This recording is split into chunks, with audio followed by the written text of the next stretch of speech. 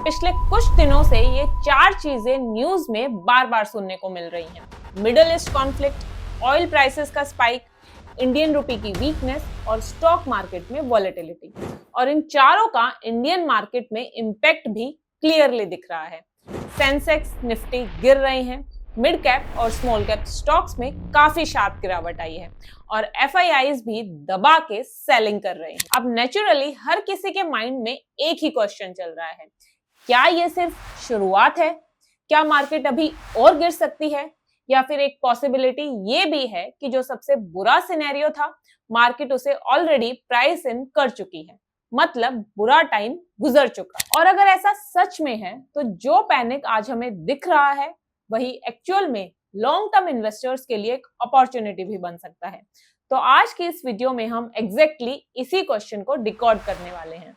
तो आज के इस वीडियो में हम टोटल 5 इंपॉर्टेंट चीजें समझेंगे। पहली, इंडियन स्टॉक मार्केट पैनिक में क्यों आई। दूसरी, कॉर्पोरेट अर्निंग्स पर इसका क्या इंपैक्ट हो सकता है, यानी कि कौन से सेक्टर्स प्रेशर में आ सकते हैं और कौन से सेक्टर्स रिलेटिवली स्टेबल रह सकते हैं। तीसरा पॉइंट, मार्केट स्टेबलाइजेशन के सिग्नल्स के बारे में हम समझेंगे। चौथा, सबसे इंपॉर्टेंट पॉइंट, आगे मार्केट की डायरेक्शन क्या हो सकती है।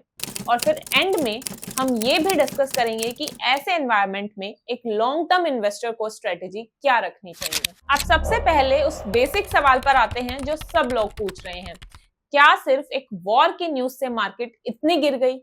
नहीं, कहानी थोड़ी डीप है।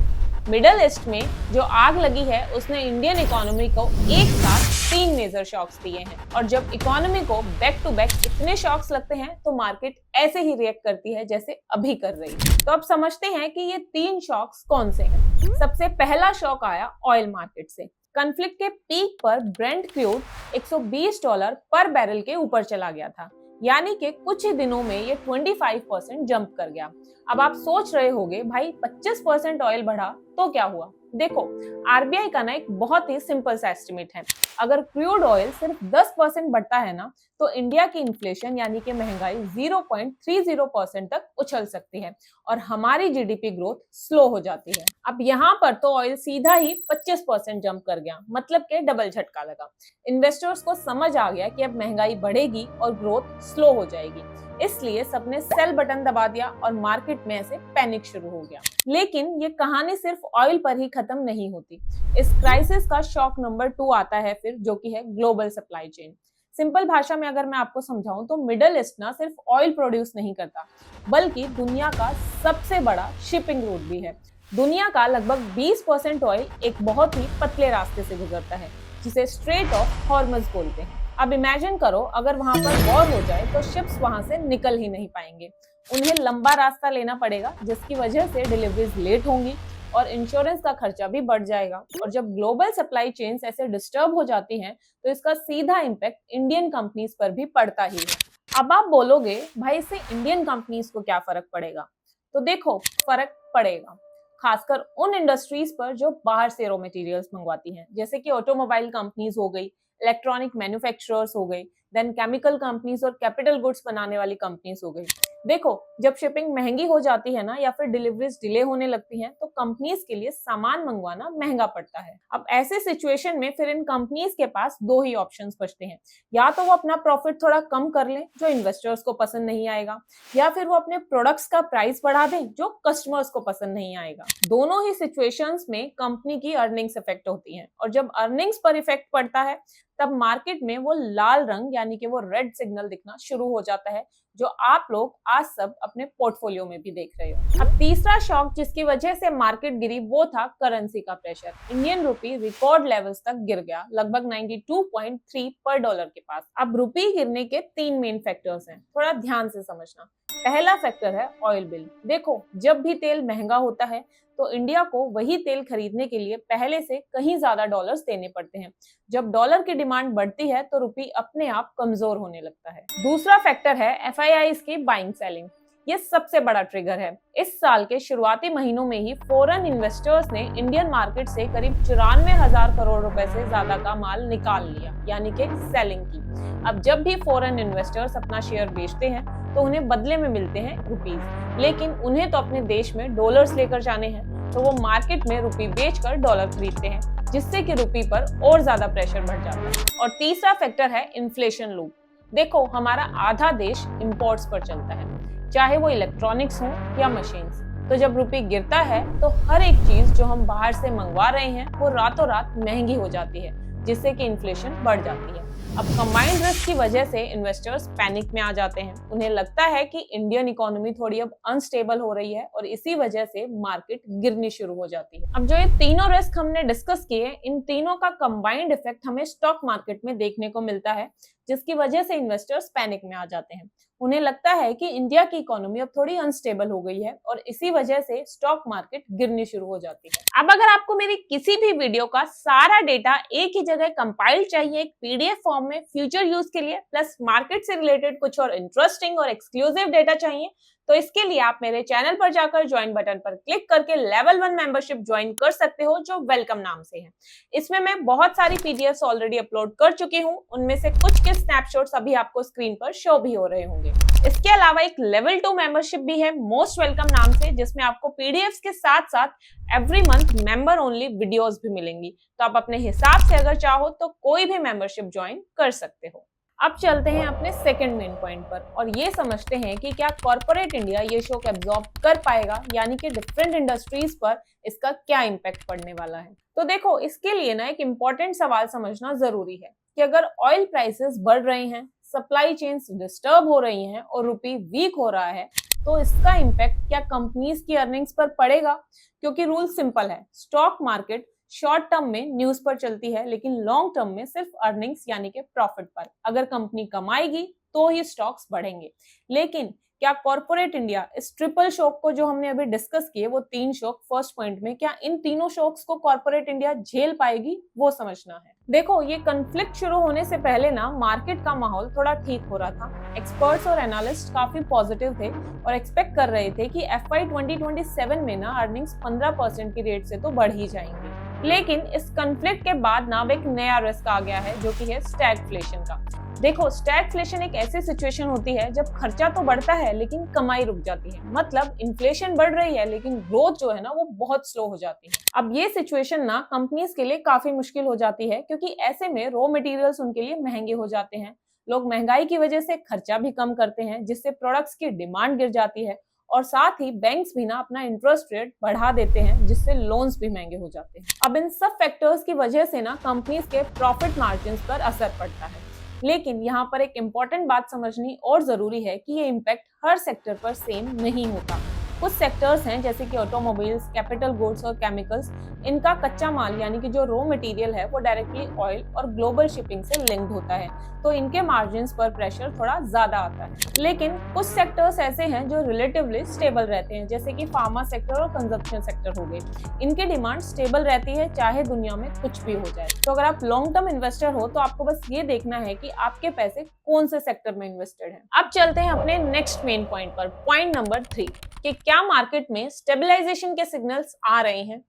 तो देखो, अब तक आप ये पॉइंट तो समझ ही गए होंगे कि प्रॉब्लम क्या है और कौन सी कंपनीज पर इस प्रॉब्लम का इम्पैक्ट पड़ सकता है। लेकिन इनसे भी बड़ा अब एक और $1 मिलियन क्वेश्चन है, वो ये कि ये गिरावट रुकेगी कब।